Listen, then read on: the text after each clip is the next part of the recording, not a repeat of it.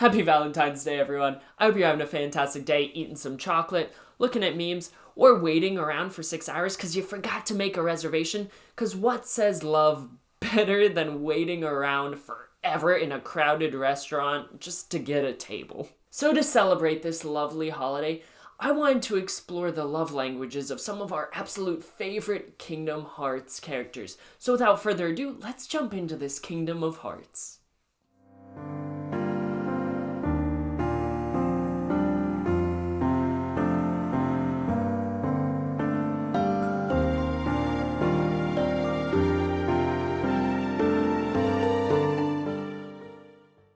Okay, to start out, I wanted to lay the groundwork for what a love language actually is. So a love language is a language like Spanish, Portuguese, or French, where you... What? What do you mean that's a romance language? What's the difference?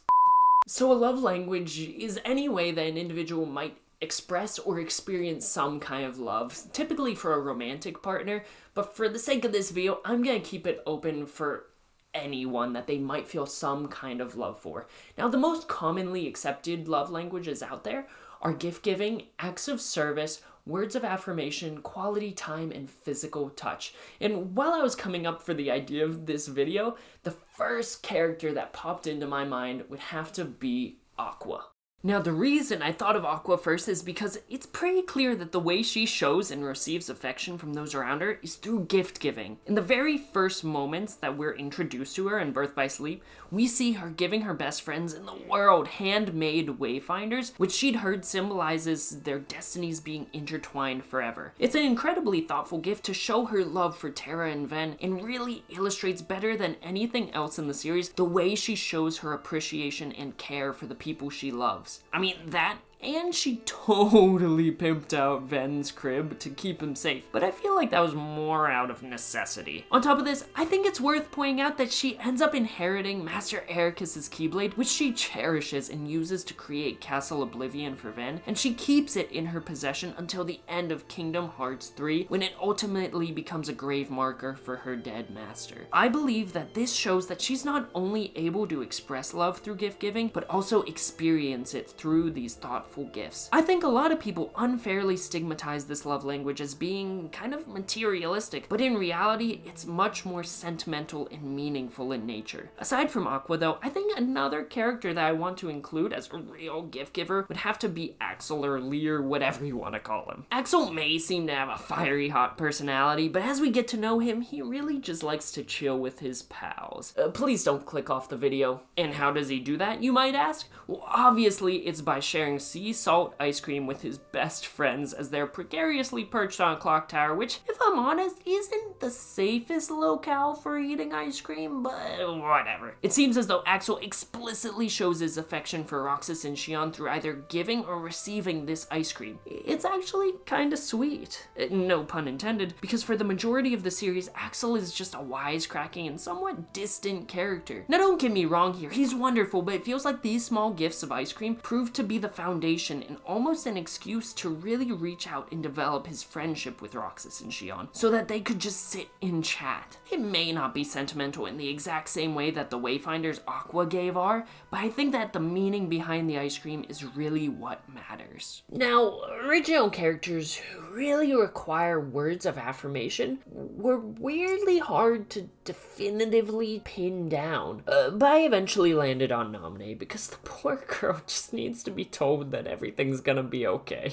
She's held captive, forced to do horrible things by the organization to Sora and his friends, and manipulated into messing with Sora's memories because she was just trying to survive and somehow feel something even remotely akin to approval. But when she finally meets Sora, Donald, and Goofy, they did something that she probably wasn't expecting. When they had every right to hate or dismiss her, Sora doesn't blame her for what she did. He forgives her and affirms her, and for the first time in the game, she genuinely smiles. These words build her up to be stronger, and once she hears them, you can visibly see her brighten and become much more confident in herself. But when she asks if Sora wants to keep his memories of her or regain his old memories, he chooses, as most of us would, to regain the old memories, well, you can see how she reacted.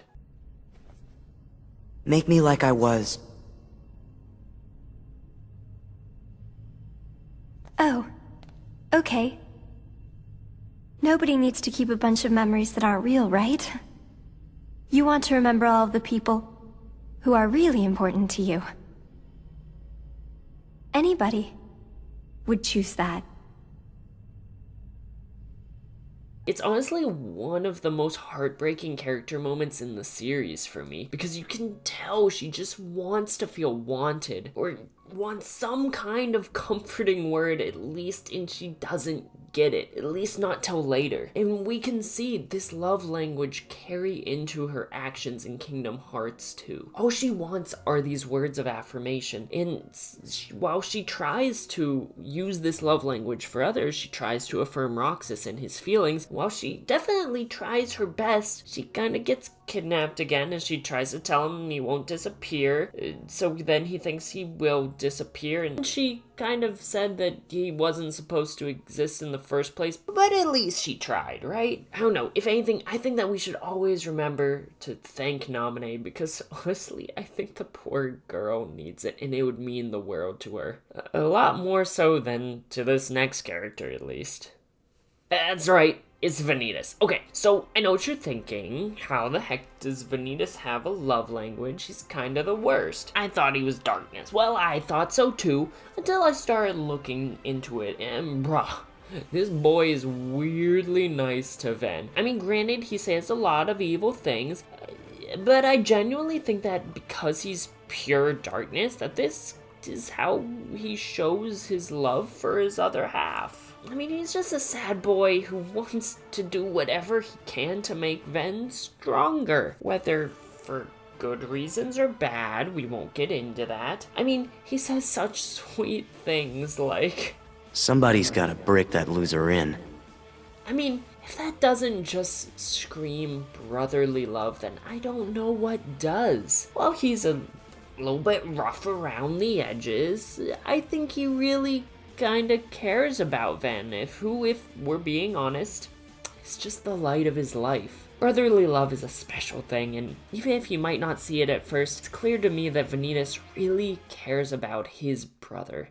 Alright, so this next one was an absolute no-brainer for me, because Riku, when he's showing love and protecting his friends, is such a doer. Whether it's romantic or purely platonic, I'll leave that one up to the shippers, but just look at what he's done for his friends. Well, oftentimes people describe acts of service as vacuuming or cooking dinner for your significant other. Nah. Riku doesn't play kid games. Dude literally kidnapped princesses, hung out with, and learned to control frickin' Heartless, and was possessed just to do what he had to do to save Kyri. Now, it could be argued that maybe she wouldn't have wanted him to do all that. That might not have been the best way to go about it. But it's hard to tell him that when your heart is chilling in your childhood friend's body worlds away from your own physical body.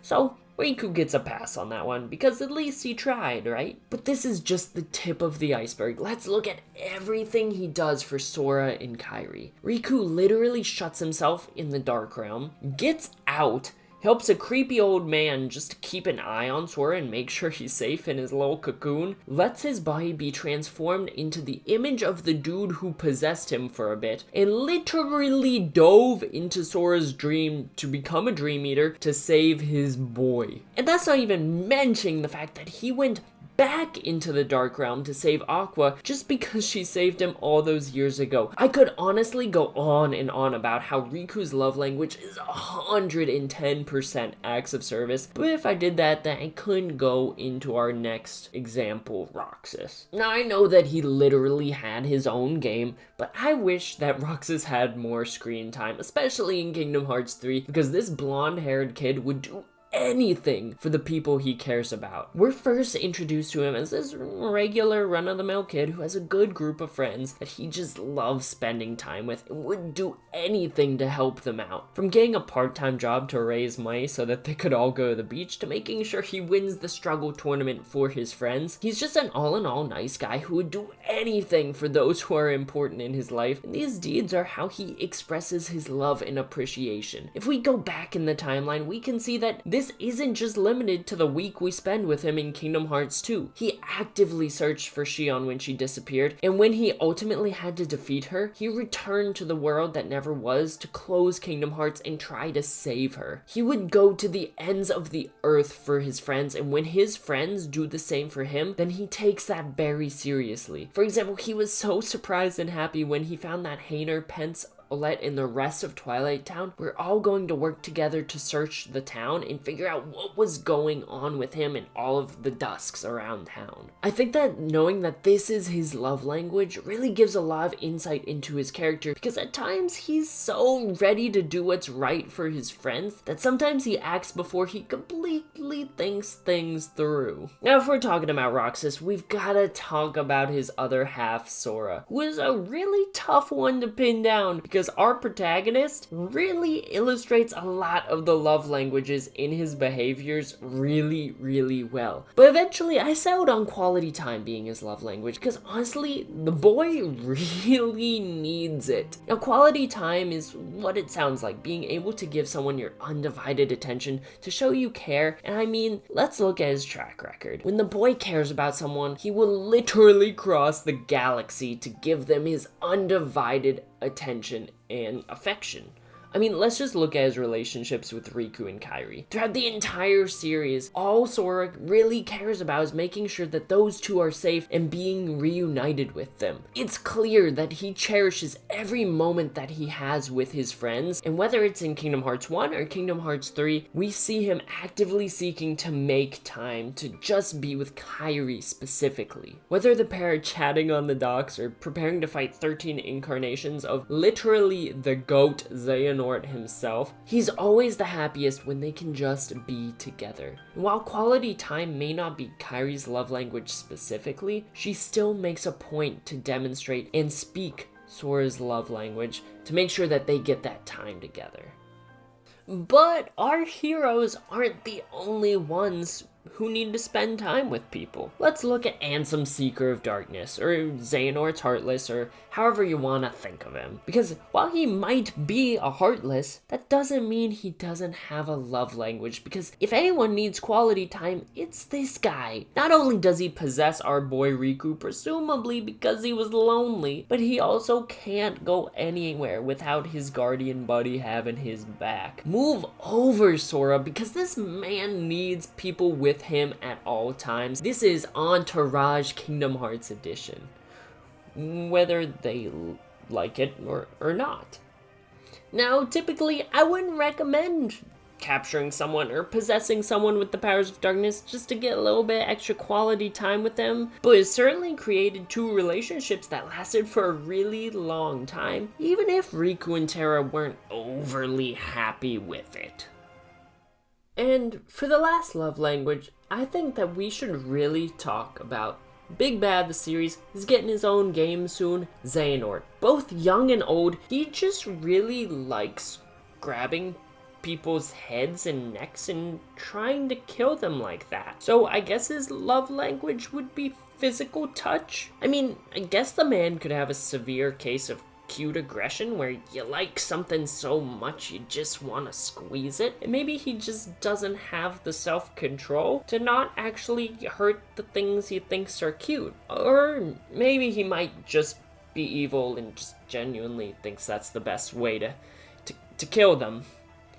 Actually, maybe he doesn't have a love language.